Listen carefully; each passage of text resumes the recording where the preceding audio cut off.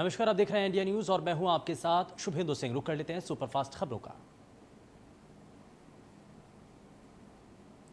Shivraj cabinet की बैठक में कई अहम प्रस्तावों पर लगी मोहर। ऑक्सीजन प्लांट लगाने को लेकर बड़ा फैसला। प्लांट लगाने वालों को 50% की सब्सिडी देगी सरकार।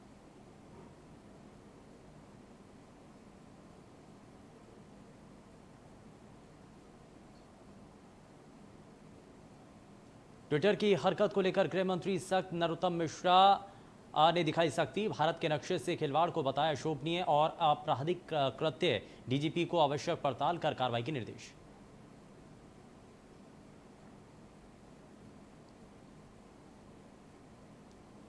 जम्मू में ड्रोन हमले के बाद ग्वालियर में अलर्ट। महाराजपुरा वायुसेना बेस पर की गई 3 लेयर सुरक्षा। सेना छावनी मुरार, बीएसएफ एकेडमी, टेकनपुर, केंद्रीय रिजर्व पुलिस बल नया गांव में कड़ी सुरक्षा। शहर में ड्रोन पर पाबंदी।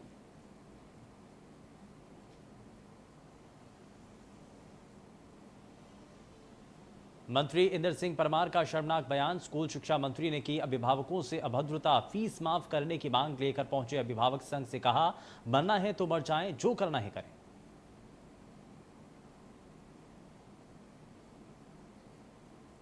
उच्च शिक्षा मंत्री मोहन यादव का बयान। अगस्त में कॉलेज खोलने को लेकर पूरी है उच्च शिक्षा विभाग की तैयारी। 50% स्टाफ के साथ खोले जाएंगे कॉलेज।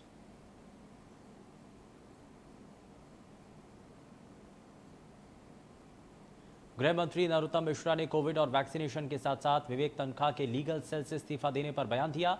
नरोत्तम मिश्रा ने कहा कि प्रदेश में कोविड के क्षेत्र में लगातार सुधार हो रहे हैं। आज सिर्फ 30 नए मामले सामने आए। मंत्री ने कहा कि जल्द ही शून्य की तरफ बढ़ रहे हैं और वहीं एक ही आधार कार्ड पर बहुत सारे वैक्सीनेशन रजिस्ट्रेशन होने पर नरोत्तम मिश्रा ने कहा कि कोविन केंद्र का पोर्टल है, भोपाल का नहीं है और एक आधार नंबर पर 2 या ज्यादा रजिस्ट्रेशन हो ही नहीं सकते।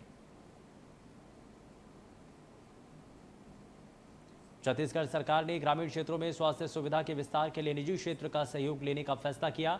इसके तहत राज्य सरकार ग्रामीण क्षेत्रों में अस्पताल बनाने के लिए अनुदान देगी।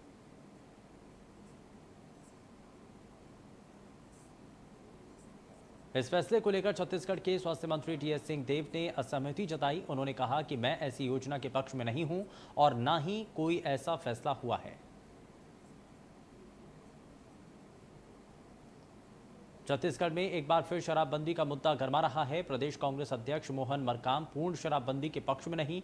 वहीं कवासी लखमा का शराब से पैसे कमाकर देने संबंधी बयान का एक वीडियो इन दिनों खूब वायरल हो रहा है।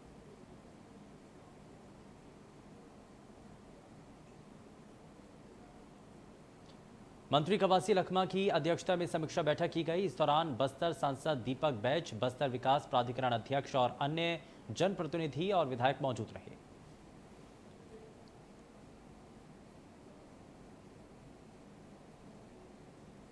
इंदौर पहुंचे ऊर्जा मंत्री प्रद्युम्न सिंह तोमर ने यहां प्रेस को संबोधित किया, जहां कमलनाथ की ओर से बिल माफ करने की मांग पर बयान दिया गया।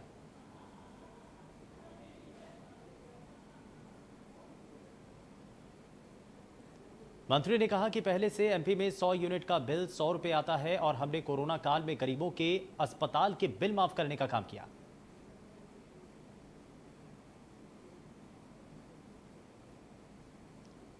ऊर्जा मंत्री प्रद्युम्न सिंह तोमर एक बार फिर एक्शन मोड में नजर आए। इंदौर के एक इलाके से गुजरते हुए उन्होंने एक विद्युत सब स्टेशन का औचक निरीक्षण किया।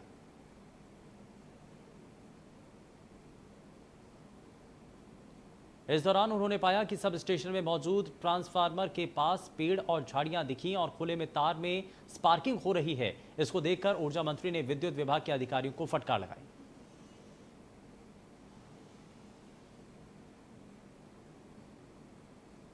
लोकतंत्र के मंदिर में इंदौर की सफलता की कहानी गूंजेगी। लोकसभा अध्यक्ष ने इंदौर सांसद को पत्र लिखकर वैक्सीनेशन महाअभियान की सफलता के कारणों की जानकारी मांगी है।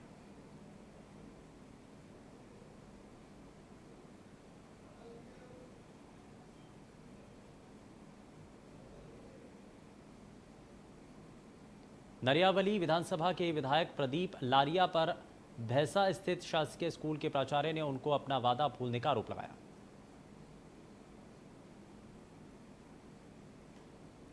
इस स्कूल में पढ़ने वाली 8 छात्राओं ने 2019 राज्य स्तरीय कूड़ो प्रतियोगिता में गोल्ड मेडल जीतकर सागर जिले का नाम रोशन किया था। इसके बाद स्थानीय विधायक प्रदीप लारिया ने इन बच्चों का सम्मान करते हुए स्कूल में 5 लाख की राशि से कूड़ो हॉल बनाने और किट उपलब्ध करवाने की बात कही थी।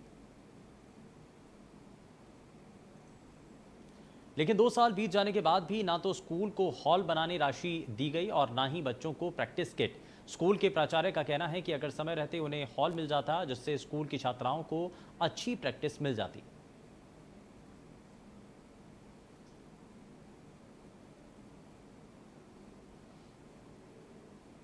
जांजगीर चांपा जिले के स्वास्थ्य विभाग की बड़ी लापरवाही सामने आई। यहां के सत्ती बीएमओ ने कोविड टीकाकरण का ऐसा कार्ड छपवाया जिसमें प्रदेश में 2 मुख्यमंत्री बताए गए। टीकाकरण कार्ड पे ऊपर भूपेश बघेल और टीएस सिंहदेव का फोटो लगाया गया। फोटो के नीचे नाम तो सही लिखा गया लेकिन दोनों का पदनाम मुख्यमंत्री छत्तीसगढ़ लिख दिया गया। ये कार्ड टीका लगवाने वाले हितग्राहियों को बांट दिए गए हैं।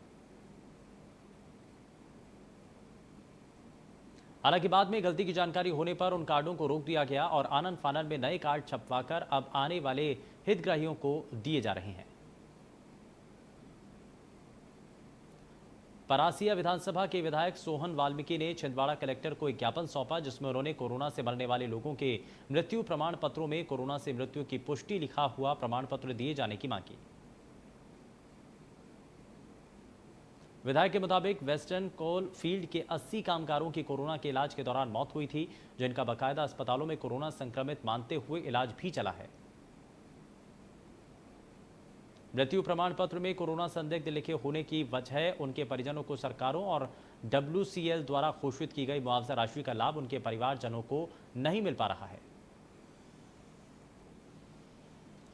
मध्य प्रदेश में इंडिया न्यूज की खबर का बड़ा असर हुआ है। इंडिया न्यूज ने एक बार फिर जन सरोकार की पत्रकारिता के क्षेत्र में मिसाल कायम की है। आपको याद होगा 4 महीने पहले एक पति के द्वारा अपनी पत्नी के हाथ पैर काटने का मामला सामने आया था और इस मामले को हमने प्रमुखता से दिखाया था जिसके बाद सीएम शिवराज ने भी पीड़िता को मदद का भरोसा दिलाया था। अब 4 महीने बाद प्रशासन ने पीड़िता के घर पहुंचकर उसे 4 लाख रुपए का चेक सौंपा जिसे लेकर पीड़िता ने इंडिया न्यूज का आभार व्यक्त किया।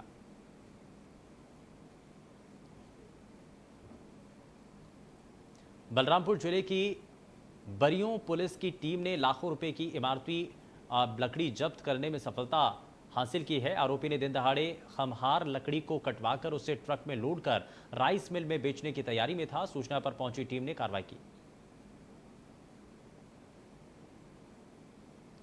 बलरामपुर जिले में 2 नाबालिग बहनों के साथ दुष्कर्म का मामला सामने आया। मामले में पुलिस ने 6 अपचारी बालकों को बाल अभिरक्षा गृह में भेज दिया है। दुष्कर्म की वारदात को 2 नाबालिगों ने अंजाम दिया। परिजनों की शिकायत पर कुसमी पुलिस ने कार्रवाई करते हुए घटना में शामिल दोनों नाबालिगों सहित कुल 6 आरोपियों को बाल अभिरक्षा गृह भेज दिया है।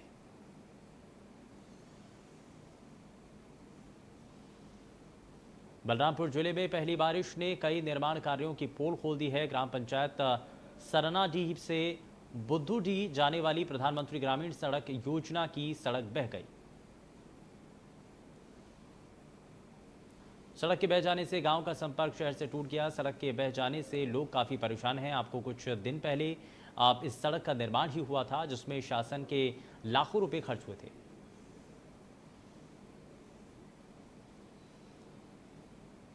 बीजेपी प्रदेश किसान मोर्चा के आह्वान पर बालोद जिला के अर्जुंदा मंडल स्थित ग्राम भिलाई के गौठान में आओ पेड़ लगाएं अभियान के तहत वृक्षारोपण किया गया।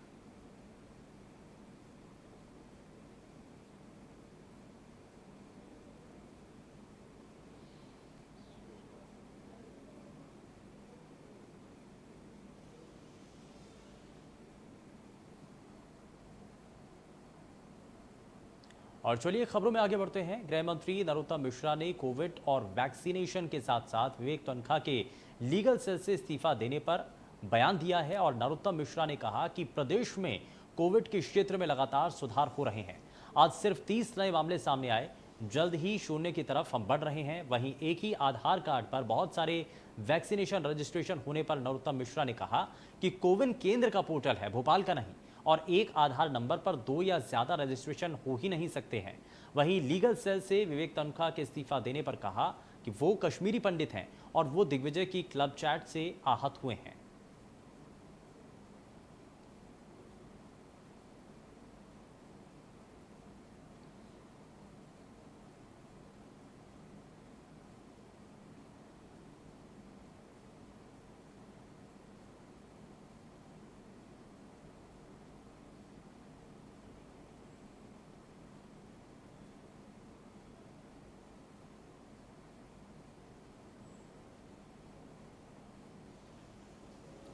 उस पर एक आधार से एक ही नाम रजिस्टर्ड हो सकता है, दूसरा हो ही नहीं सकता है।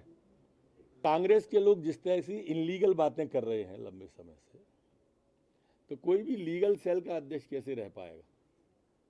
विवेक तन्खा मूल रूप से कश्मीरी पंडित है। कश्मीर के बारे में क्लब हाउस में जो दिग्विजय सिंह जी ने बोला, कोई भी आहत हो जाएगा, कैसे लीगल सेल का अध्यक्ष रहेगा। एक बात उन्होंने और कही तन्खा जी ने कि नए लोगों को अवसर मिलना चाहिए। मेरे ख्याल से ये कमलनाथ जी की। मध्य प्रदेश शासन में गृह मंत्री नरोत्तम मिश्रा ने ट्विटर को आड़े हाथों लिया। उन्होंने कहा कि ट्विटर ने कश्मीर, लेह और लद्दाख को भारत के नक्शे के बाहर दिखाकर जो अशोभनीय और आपराधिक कृत्य किया, भारत सरकार और हमने भी इसे गंभीरता से लिया है। डीजीपी विवेक जौहरी को इस मामले पर जांच अब जरूरी दिशा निर्देश करने की बात की है और कानूनी कार्रवाई के निर्देश इस दौरान दिए गए हैं।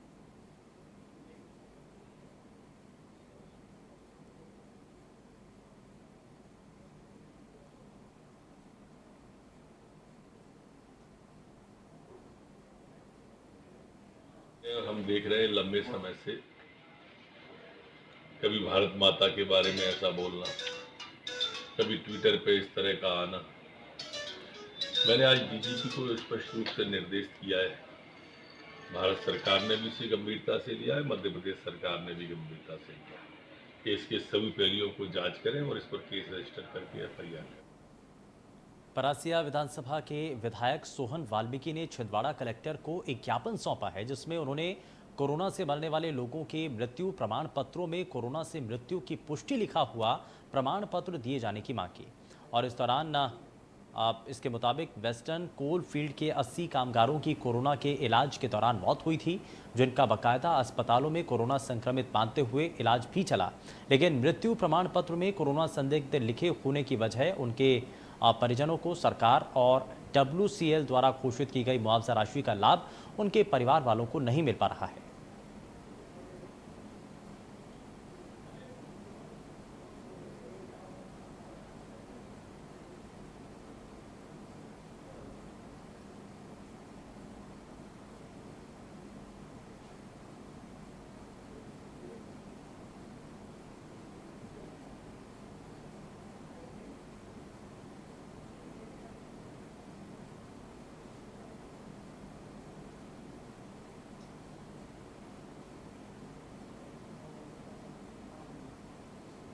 पेंच कनान के राष्ट्रीय कोयला खदान मजदूर संघ इंटर के पदाधिकारी माननीय कलेक्टर साहब को हमने एक ज्ञापन दिया है कि हमारे पेंच कनान के अंदर में इस कोरोना काल के समय में लगभग 80 कामगार कोरोना से इनका देहांत हुआ है और यहाँ पर वो आए, एडमिट हुए, कोरोना का उनका इलाज हुआ, अंतिम संस्कार जब हुआ वो कोरोना प्रोटोकॉल के तहत हुआ और जब प्रमाण पत्र देने की बात आई तो कोविड सस्पेक्टेड करके दे दिया, जिसके चलते जो वैकुली ने जो लाभ मिलना चाहिए, जैसे वैकुली ने इस बात की घोषणा करी थी कि जो कामगार कोरोना से जिनका देहांत होगा उनको 15 लाख रुपए दिया जाएगा, वो उन सभी सुविधाओं से वो वंचित हो गए। तो ये हमारे लिए बड़ा एक दुर्भाग्य का विषय था कि सारी चीज़ कोरोना के तहत हुई, इलाज हुआ, कोरोना वार्ड में भर्ती हुए, कोरोना प्रोटोकॉल के तहत में उनका अंतिम संस्कार किया गया और जब सर्टिफिकेट देने की बात आई तो कोविड सस्पेक्टेड कर दिया, जिसके चलते इन सभी कामगारों को इनका जो लाभ मिलना। वहीं ग्वालियर पुलिस ने शहर में करोड़ों रुपए की ठगी कर गायब हुए चर्चित ज्योतिषाचार्य मनोज शर्मा, उसके बेटे प्रफुल्ल शर्मा और बेटी साक्षी को गिरफ्तार किया। बताया जा रहा है कि उन्हें उज्जैन से पकड़ा गया, लेकिन ग्वालियर पुलिस का दावा है कि इन्हें शहर से ही पकड़ा गया। आपको बताएं कि ज्योतिषाचार्य के परिवार ने शहर के कई बड़े कारोबारी, व्यापारी, डॉक्टर, इंजीनियर, बीजेपी कांग्रेस नेताओं को शिकार बनाया। ये लोग तंत्र मंत्र और ज्योतिषी कला के जरिए बड़े लोगों के घर में पैठ बनाते थे। इसके बाद उनके कारोबार, ठेकेदारी या खदानों के काम की मंदी को ज्योतिषी से दूर करने का झांसा दिया करते थे।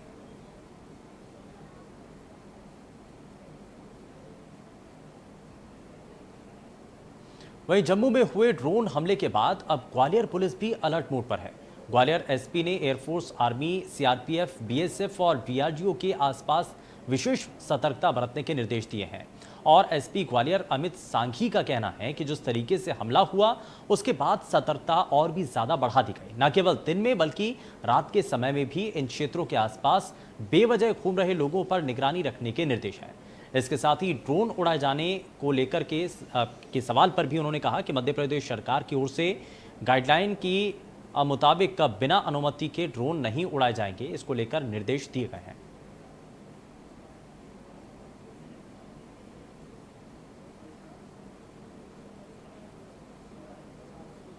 वहीं इंदौर में रात के लॉकडाउन का उल्लंघन करने वाले 5 आरोपियों को पुलिस ने गिरफ्तार किया। दरअसल पुलिस को सूचना मिली थी कि भंवरकुवा थाना क्षेत्र के राजीव गांधी चौराहे के पास एक होटल में कुछ लोग प्रतिबंधित हुक्का पी रहे हैं। सूचना पर पुलिस ने टीम बनाकर होटल में दबिश देकर होटल से 5 आरोपियों को हुक्का पीते गिरफ्तार किया। पुलिस ने इनके पास से 3 हुक्का भी बरामद किए हैं। सभी आरोपियों में लॉकडाउन का उल्लंघन करने पर धारा 188 के तहत कार्रवाई की गई है। वहीं प्रतिबंधित हुक्का पीने पर अन्य धाराओं में मामला भी दर्ज किया गया।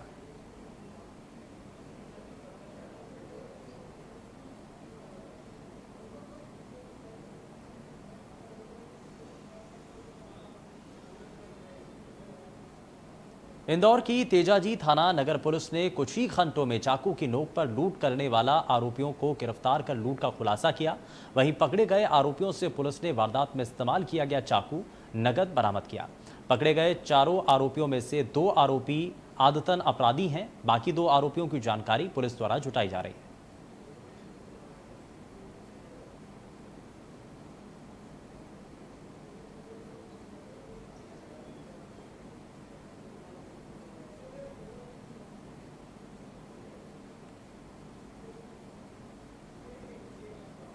वाणिज्य, कर, उद्योग मंत्री और बस्तर जिले की प्रभारी मंत्री कवासी लखमा की अध्यक्षता में समीक्षा बैठक की गई। इस दौरान बस्तर सांसद दीपक बैज, बस्तर विकास प्राधिकरण अध्यक्ष और विधायक बस्तर लखीश्वर बघेल, संसदीय सचिव विधायक रेखचंद जैन, हस्तशिल्प कला बोर्ड के अध्यक्ष और नारायणपुर विधायक चंदन कश्यप, विधायक चित्रकूट राजमन बैजाम, क्रेडा अध्यक्ष मिथिलेश स्वर्णकार, महापौर सफीरा साहू, जनपद अध्यक्ष अनीता पोयम, जिला कलेक्टर रजत बंसल, एसपी दीपक झा और समस्त जनप्रतिनिधि और अधिकारीगण उपस्थित रहे।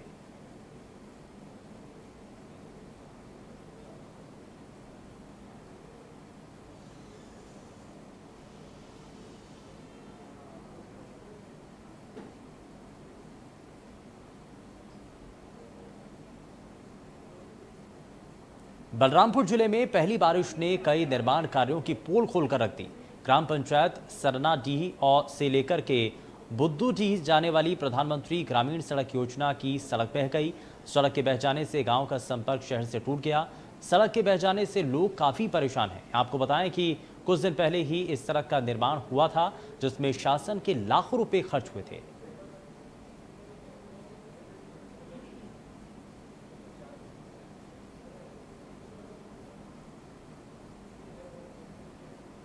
वहीं धमतरी में नगर निगम की टीम ने जिला अस्पताल के सामने एक भवन के अतिरिक्त निर्माण पर कार्रवाई की है, जिसमें अतिरिक्त निर्माण को बुलडोजर की मदद से तोड़ा गया। वहीं कार्रवाई के समय एहतियातन निगम की पूरी टीम और पुलिस अमला भी मौजूद रहा। आपको बता दें कि शहर में नेशनल हाईवे सहित कुछ जगहों पर नक्शे और नियम के तहत निर्माण नहीं किया गया, जिसकी कई बार शिकायत होने के बाद अब निगम के अधिकारियों की नींद खुल चुकी है। इसके बाद कार्रवाई करते हुए अतिरिक्त निर्माण को तोड़ा गया है।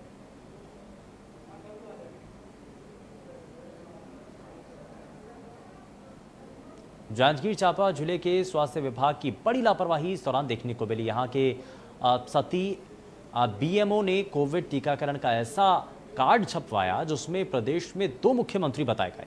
टीकाकरण कार्ड में ऊपर भूपेश बघेल और टीएस सिंहदेव का फोटो लगाया गया।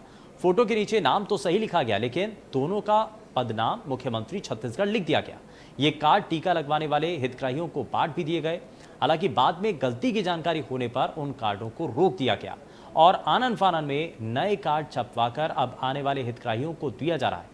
वहीं लापरवाही सामने आने के बाद खंड स्वास्थ्य अधिकारी को निलंबित कर दिया गया और दोषी अधिकारियों को शो कॉज नोटिस जारी किया गया।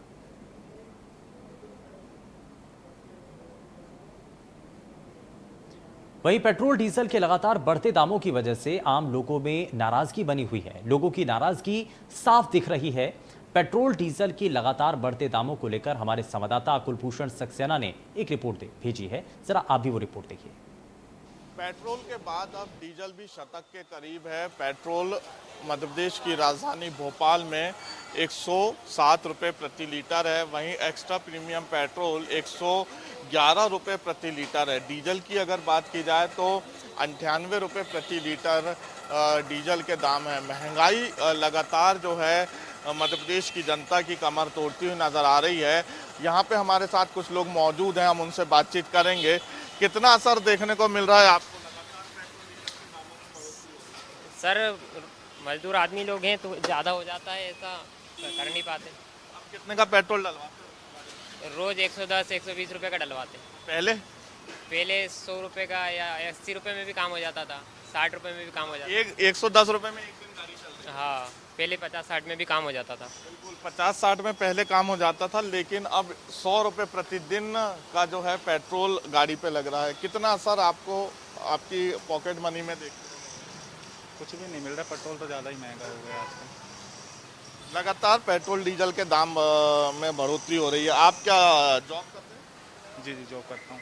जॉब के साथ अब आपको असर देखने को मिल रहा होगा, क्योंकि पहले आपका सेविंग हो जाती थी, लेकिन अब क्या सेविंग हो पाती है?